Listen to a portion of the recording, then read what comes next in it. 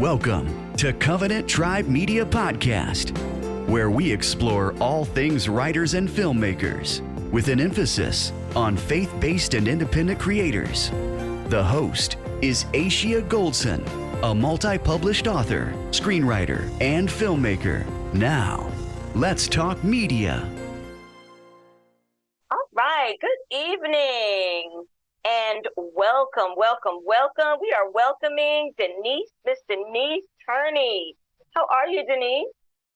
I'm doing fabulous, and I thank you so much for inviting me on your show. So I know I enjoyed when I listened to it before. So thank you again, and happy to be here. Thank you. So glad to have you. If you could just, Denise, just introduce yourself to our audience. Tell us a little bit about who you are and where you're calling in from this evening. Okay, Denise Turney, and I'm actually right now in East Tennessee, but I am from Ohio, Dayton, Ohio.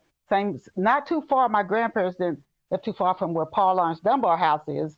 Ooh. Anybody who loves history and writers could go there and visit. And just a few blocks away is where I grew up playing with my grandparents' house, Dayton, Ohio.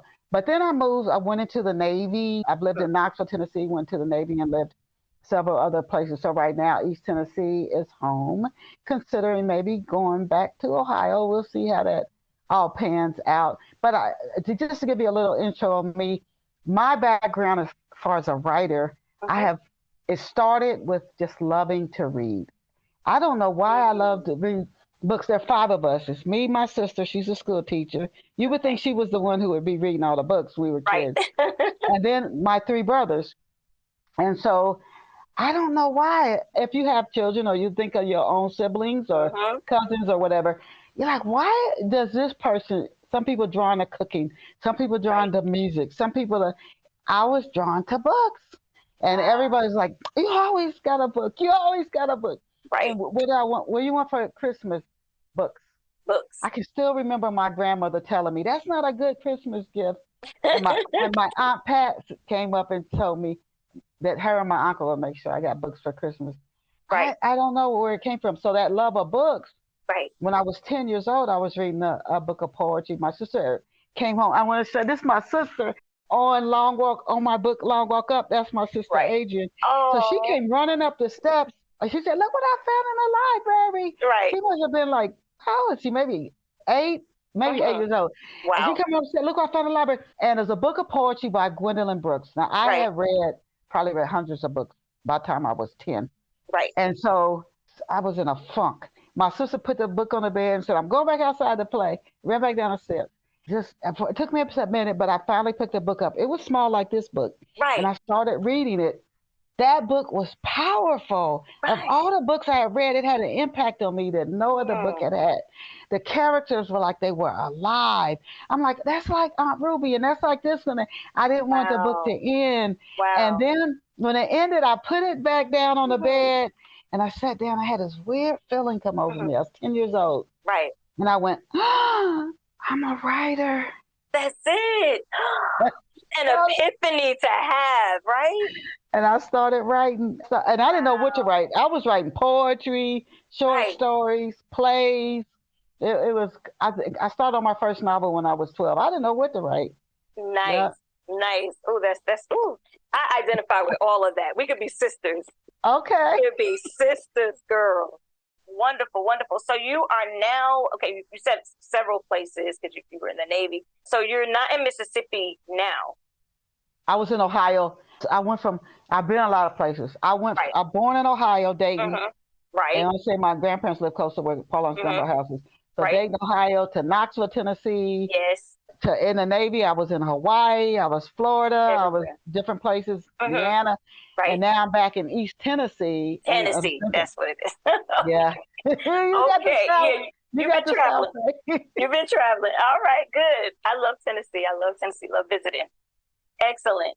All right. So you told us a little bit about how you started your writing journey, your early writing journey at 12. So take us through when you became a professional, because, you were a child, but when you grew up, tell us a little bit about that part of the journey.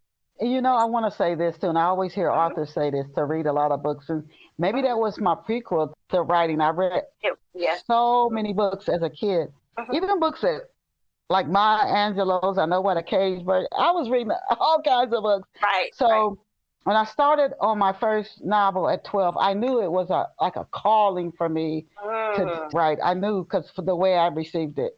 And so I always called it my burning bush experience. So anyway, so I started on my first novel, which may always be for me. I may never publish it. And I didn't finish it till I was about 18 years old because I was going to school. I ran track. I ran cross country. And I started working full time when I was 16. So I was doing a lot of stuff.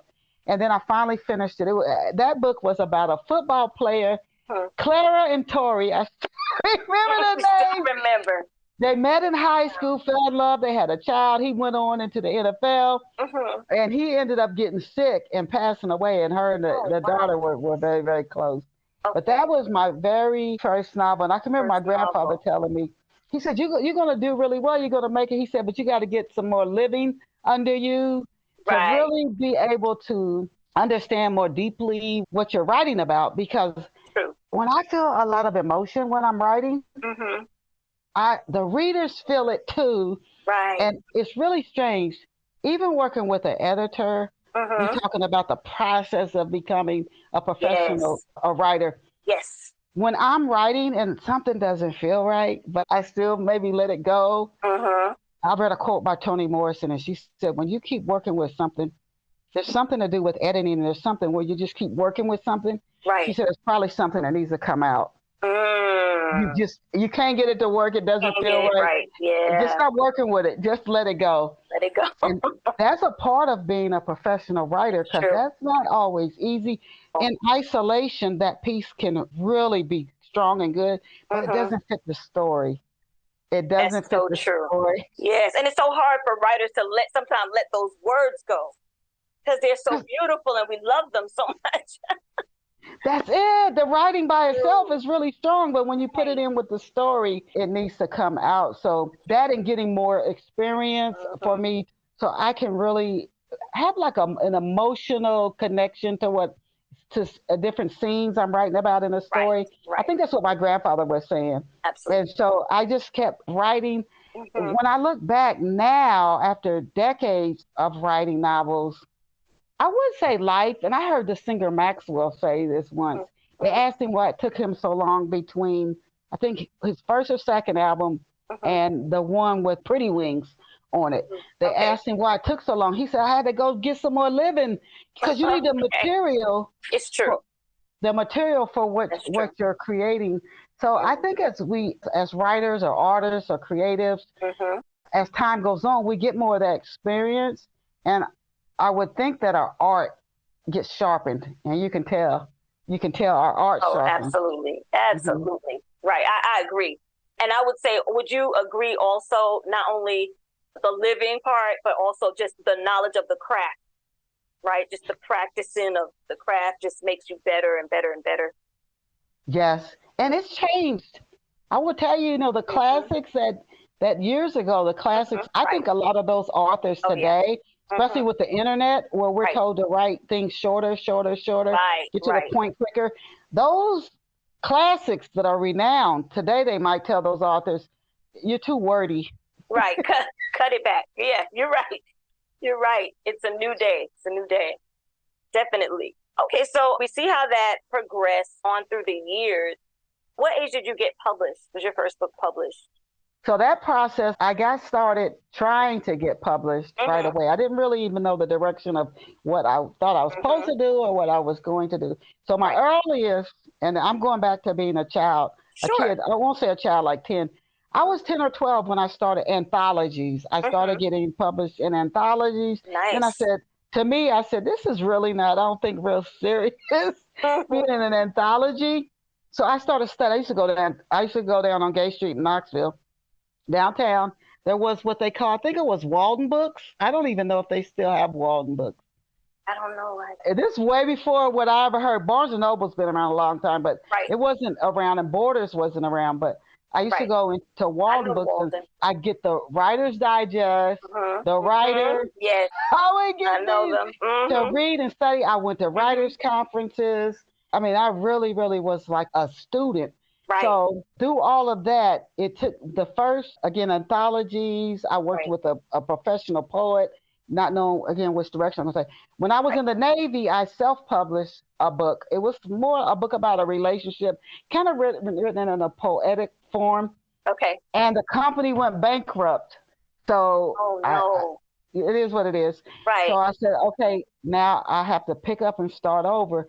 So my first book, Portia, which is an inspirational story about a woman she uses her faith in her family. She's dealing with breast cancer. That came out in July of 1998. Okay. And I learned how to market a book.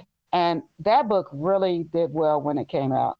It did really well. The environment for selling books was different. Self-published books they were very frowned upon. Yes. Bookstores didn't want to touch them. Libraries didn't want to touch them. But I worked with a group of authors in the Philly area.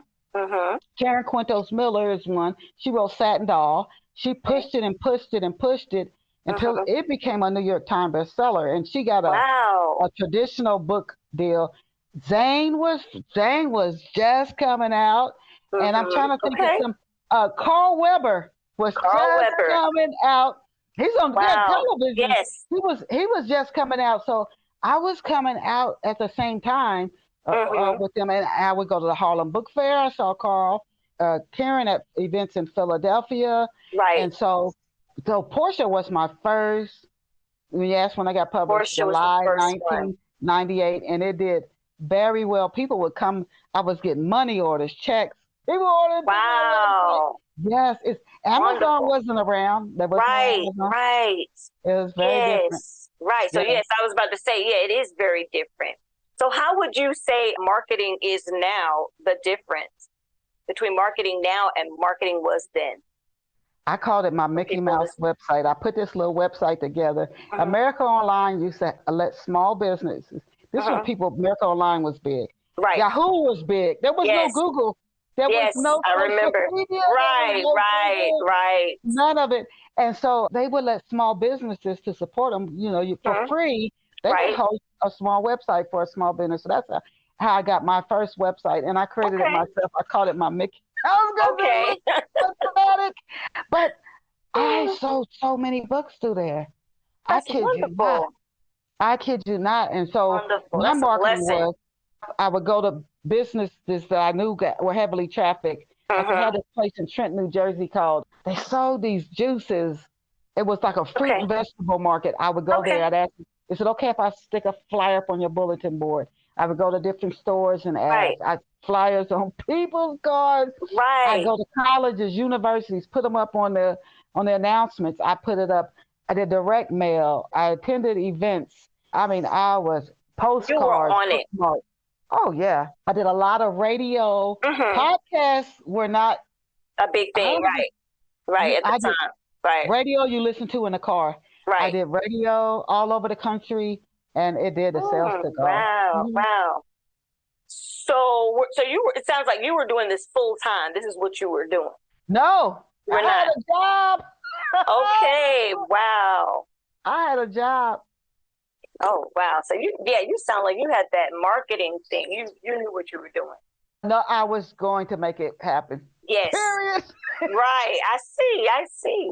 How would you say, we talked about how it's different. What are you doing differently now as opposed to what you were doing then? I don't hit the road as much as I used to. I used to be on the road. Right. Either somewhere when I lived in Bensalem, 20 minutes north of Center City, Philadelphia. I was in a central location, Philly, New York, Virginia, Georgia. I didn't go to Florida that much. North Carolina, I could go Baltimore. I was hitting those spots. I see.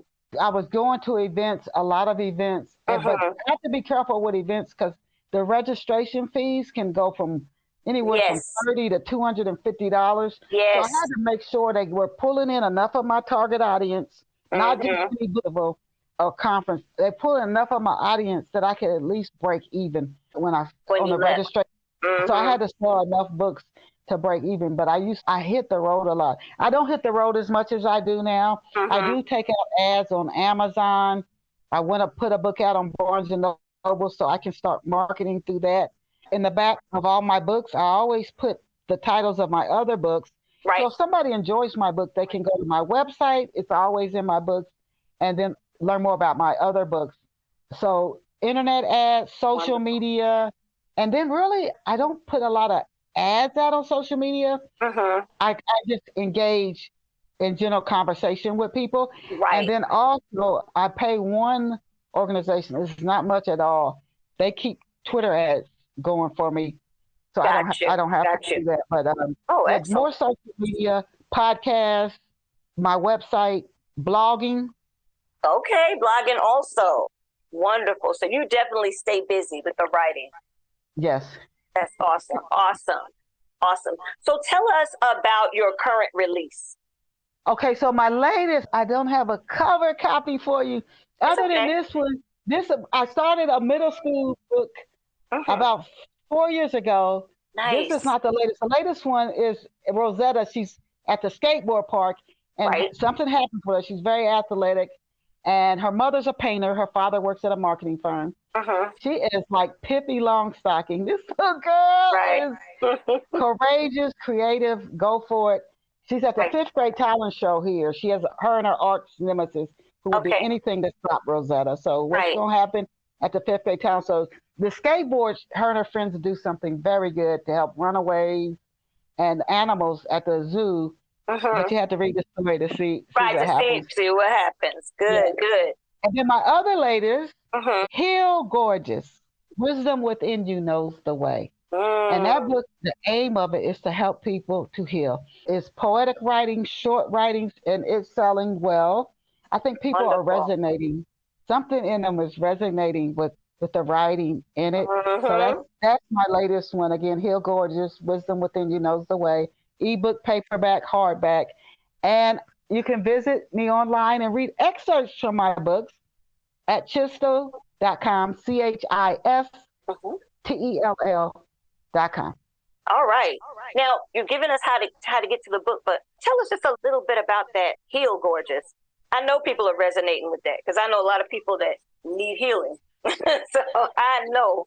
So one thing, when I wrote that book, I said, I don't want to use the word you too much. I don't want people to we can become our brains.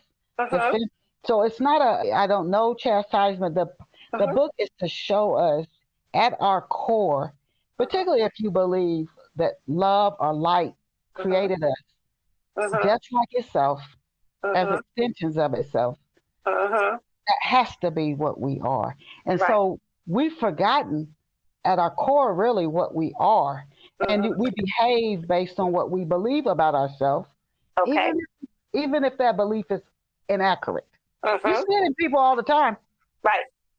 You behave the way. So it is really to help you start to connect with your core through the writing short stories where you can read another person's going through something like holding themselves in unforgiveness, seeing themselves, they made a mistake, they won't forgive themselves, and seeing themselves as a screw up. You can look through this and maybe it'll resonate with you, even at the subconscious level that, hey, I do this, and I still am this amazing being. And if I just tap into the truth about myself, I can begin to heal. All right. That sounds awesome. That sounds like exactly what we all need to read right about now. Excellent. When did you decide that you were going to write that book, and how long was the process? That one, I'm trying to remember what tipped that off in me to write that book. But I started Heal Gorgeous about a year ago. And I thought I could get it done fairly quickly. But when I'm writing those, like a nonfiction book, I've written maybe 3 nonfiction, I get my chapters, and then I start writing. Again, with that type of book and the aim to help people to heal, I have to dig deep. It has to really resonate. And I've done a lot of studying myself on like the brain, how the brain works. Our brain can literally lie to us, how the brain works and what the power of belief. And I always think we all have a somewhat almost like a godlike power from this aspect. We all have the power to make a decision. And the decision we make can change our whole life. That's correct. Your whole life, that is the power to make a decision is so powerful. Mm-hmm. So powerful. I think of my hero, Harriet Tubman, when she decided I'm not staying on this plantation. Right. It changed everything. The Yes. power to make a decision. Excellent. Excellent. I love it. Could you just tell us, Denise, one more time? This is so fascinating. I could just sit here and talk about books for the rest of the evening, but just remind us where we can get a hold of you and get a hold of these excellent books. Thank you so much, first of all, again. My website, and I would love for you to visit me, every single one of you, is www.chistel.com. Again, chistel.com. Okay. My books are available in ebook, paperback, hardback. You can get them Amazon, Barnes & Noble, Kobo. And there are a few small bookstores that also carry my books. And I always tell people they're carried by Ingram. If you don't see it in a library or on a bookstore shelf, just ask the clerk that you'd like to get a copy of a book. If you visit my website, you see the titles, A Book by Denise Turney, and they can order it for you. Absolutely. For pickup. Mm-hmm. Wonderful. Denise, thank you so much for joining us today. It's been such a delight. Oh, thank you. Thank you. Definitely let us know when your next release comes out so we can support that as well. Oh, thank you so much. Okay, thank you. Thank you. And you've been listening to Covenant Tribe Media. Thank you so much, and join us again next time. Good night.